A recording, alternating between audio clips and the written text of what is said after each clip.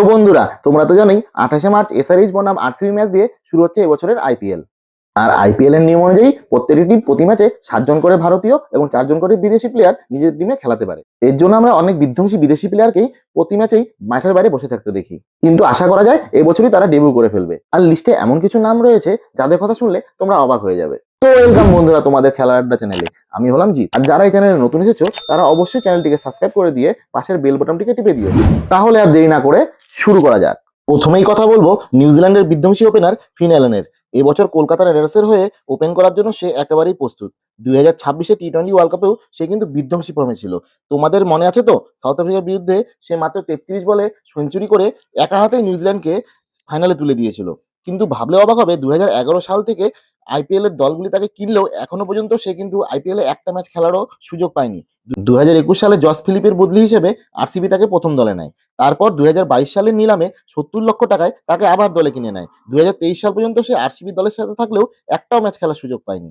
2025 সালে অবিকৃত থাকার পর 2026-এর মিনি নিলামে কেকেআর তাকে 2 কোটি টাকায় নিজের দলে নিয়েছে। আর কলকাতা নাইট রাইডার্সের একজন বিধ্বংসী ওপেনারের দরকারও ছিল।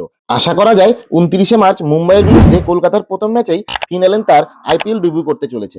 তোমরা যদি কেকেআর এর ফ্যান হও তাহলে অবশ্যই কমেন্টে আমি কেকেআর লিখে দিও। পরবর্তী প্লেয়ার হলো 6 ফুট 8 ইঞ্চি লম্বা জিম্বাবুয়ের ফাস্ট বোলার ব্লেজিং মুজুরমানি। তিনি 2026 সালের মিনি নিলামে অবিকৃত থাকলেও পরবর্তীকালে কেকেআর মুস্তাফিজুর রহমানের বদলি হিসেবে তাকে দলে নিয়েছে। 2026 সালে টি-20 ওয়ার্ল্ড কাপে কিন্তু ব্লেজিং মুজুরমানি খুব ভালো ফর্মে ছিল। মাত্র 7 ম্যাচেই 13 উইকেট নিয়েছিল। এমনকি জিম্বাবুয়ে যে সুপার এইটে উঠেছিল তার পিছনে কিন্তু অবদান রয়েছে ব্লেজিং মুজুরমানির। কেকেআর টিমের ফার্স্ট চয়েস পাথিরানা চোটের জন্য প্রথম কয়েকটা ম্যাচ কিন্তু মিস করতে চলেছে। আর কেকেআর এর কাছে পাথিরানা ও মুজুরমানি ছাড়া কোনো বিদেশি ফাস্ট বোলারও নেই। তাই বোঝাই যাচ্ছে যে প্রথম ম্যাচেই মুম্বাইয়ের বিরুদ্ধে আইপিএল ডেবিউ করতে চলেছে এই ব্লেজিং মুজুরমানি। তোমরা কেকেআর এর এই সিদ্ধান্তকে কে কে সমর্থন করছো অবশ্যই কমেন্টে জানিও। 3 নম্বরে রয়েছে শ্রীলঙ্কার হয়ে বছরের পর বছর ধারাবাহিকভাবে রান করে আসা বিধ্বংসী ওপেনার পাথুম নিসাঙ্কা। 2026 নিলামে দিল্লি ক্যাপিটালস 2 কোটি টাকার বিনিময়ে তাকে তার দলে নিয়েছে। 2026 সালে টি-20 ওয়ার্ল্ড কাপে কিন্তু নিসাঙ্কা দারুণ ফর্মে ছিল। অস্ট্রেলিয়ার বিরুদ্ধে মাত্র 22 বলে সেঞ্চুরি করে সে কিন্তু একা হাতেই অস্ট্রেলিয়াকে হারিয়ে দিয়েছিল।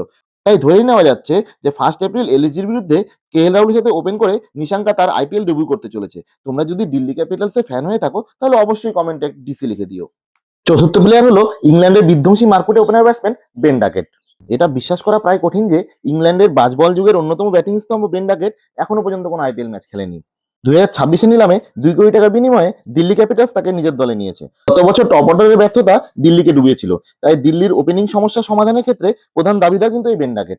তাই ধরে নেওয়া যাচ্ছে 2026 সালে বেন ডাকেট দিল্লির হয়ে তার আইপিএল অভিষেক করতে চলেছে। তোমরা কে কে বেন ডাকেটের এই বিধ্বংসী ব্যাটিং দেখার অপেক্ষায় রয়েছে অবশ্যই কমেন্টে জানিও।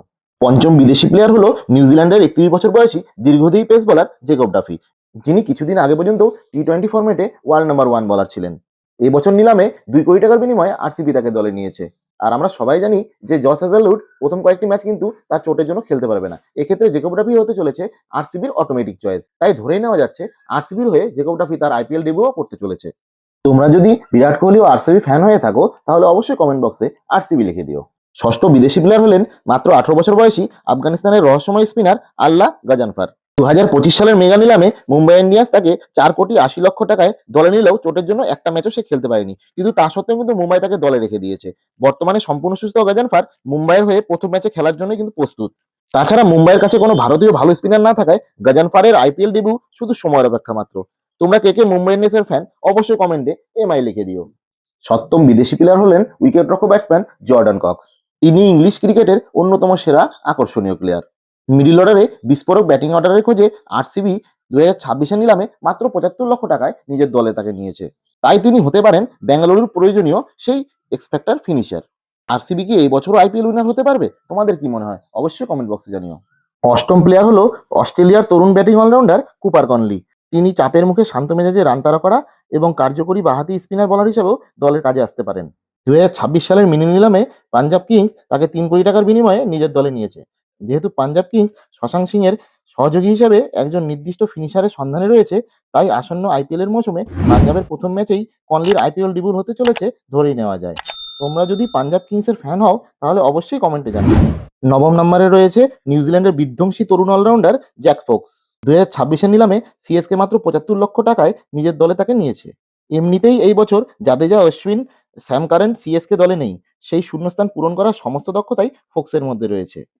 তাই ধরাই যাচ্ছে জ্যাক ফোক্স সিএসকে দলের হয়ে প্রথম ম্যাচেই তার আইপিএল ডেবিউ করে ফেলবে। তোমরা কে কে সিএসকে দলকে এবছর সাপোর্ট করছো অবশ্যই কমেন্টে জানাও। দশম স্থানে রয়েছে অস্ট্রেলিয়ার বিধ্বংসী বাঁহাতি pace allrounder Ben Dwarshuis. Pace bowling এর সঙ্গে সঙ্গে লোয়ার মিডিল অর্ডারে বিধ্বংসী ব্যাটিং হচ্ছে তার শক্তি। এবছর মিনি নিলামে পাঞ্জাব কিংস তাকে 4,40,00,000 টাকার বিনিময়ে নিজের দলে নিয়েছে। এটা ভাবলেও অবাক লাগে যে এত বিধ্বংসী একজন অলরাউন্ডার এখনো পর্যন্ত কোনো দলের হয়ে একটা আইপিএল ম্যাচও খেলেনি। আগামী 31শে মার্চ গুজরাট টাইটান্সের বিরুদ্ধে পাঞ্জাব কিংসের হয়ে আইপিএল ডেবিউ করতে চলেছে বেন ডোয়ার্সিস। তোমরা কে কে এবছর আইপিএল এ পাঞ্জাব কিংসকে সাপোর্ট করছো অবশ্যই কমেন্টে জানিও। তো বন্ধুরা, এখন তোমরাই বলো এই প্লেয়ারগুলির মধ্যে কাদের খেলা দেখার জন্য তোমরা অপেক্ষা করে রয়েছো। ভিডিওটি ভালো লাগলে একটা লাইক করে দিও, আর তোমরা যদি এই চ্যানেলে নতুন হয়ে থাকো তাহলে চ্যানেলটিকে অবশ্যই সাবস্ক্রাইব করে দিও। তো দেখা হচ্ছে পরের ভিডিওতে। ভালো থেকো, সুস্থ থেকো।